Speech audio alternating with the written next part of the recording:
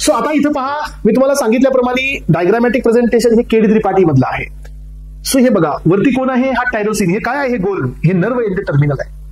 हे tyrosine, then dopa. याच्या आधी एक स्टेप असते. कोणती स्टेप असते? फिनाइलॅलेनिनची टायरोसिन. पण ती इथं नसते, ती लिव्हर मध्ये असते, त्यामुळे इथं दिली नाही ती.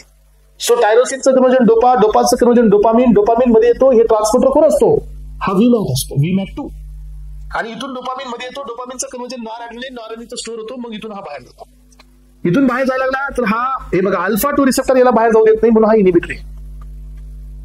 मग आता नॉरएड्रेनालिन हा अल्फा-1 वर काम करतो, बीटावर बी काम करतो आणि विल देतो इफेक्ट. मग आपण ज्याला मायमेटिक देतोय त्याला आपण सगळं स्टिम्युलेट करायला बसलोय.